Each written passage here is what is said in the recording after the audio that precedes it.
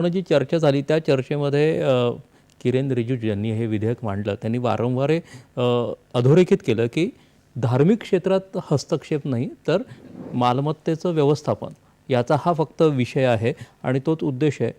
मात्र हे विधेयक मुस्लिम विरोधी असल्याचा विरोधकांचा आक्षेप आहे. तर याकडे कसं बघता तुम्ही?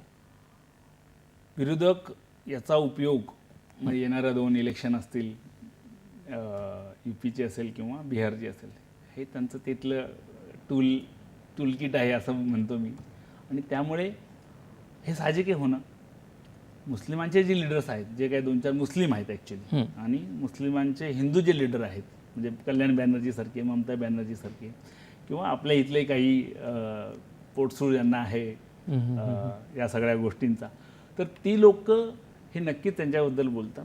कारण तुम्ही पाहिलं असेल की यांचेही त्याच्यामध्ये गुंतलेले हात त्या दगडाखाली आहेत की बाबा वफच्या जमिनी त्यांनाही लाटता येतील अशा प्रकारचे. आता मी खरं नावं घेतली तर इथं बरं नाही वाटणार. मी संभाजीनगरमध्ये बघितलेले आहेत.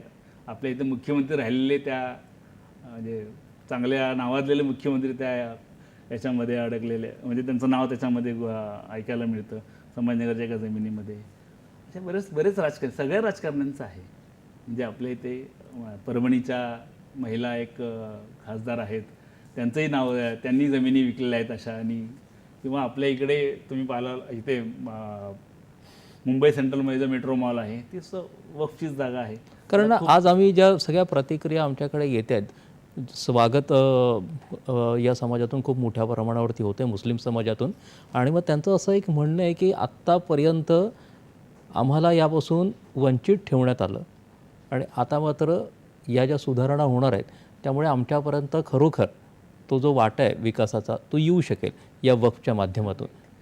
तुम्हाला ईदच्या नमाजच्या पूर्वी आठवडाभर त्यांनी कॅम्पेन केलं होतं की वक्फच्या बिलाच्या अगेन्स्ट आम्ही बॅन लावू आणि याचा निषेध करू. तर तुम्ही त्याचा जो रिस्पॉन्स बघितला असेल, जो काही लिमिटेड क्षेत्रासाठीच होता आणि काही ठिकाणीच होता. महाराष्ट्रात कोणी असं काही केलं नाही, इवन दक्षिणेत पण कोणी केलं नाही. हे झालं ते UPमध्ये काही ठिकाणी झालं आणि माझ्या दिल्लीत काही ठिकाणी झालं, अदरवाईज, आणि राजस्थानमध्ये 1-2 ठिकाणी झालं. अदरवाईज याला विरोध करणार कोणी मुस्लिम समाजातलं उठून उभं राहिले असं नाही आहे. दिल्लीला जंतर मंतरवर एक धरणं झालं त्या विषयात. अदरवाईज मुस्लिम समाज समजलेला आहे की हे आपल्यासाठी पॉझिटिव्ह आहे.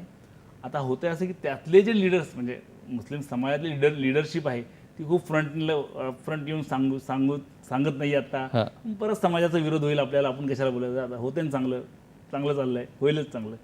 त्यामुळे हे एक लक्षात येतं आहे की समोर जाऊन बोलायचं कशाला, आपण चांगलंच चाललेलं आहे. हा एक त्यातला मुद्दा मला लक्षात येतो. बरोबर.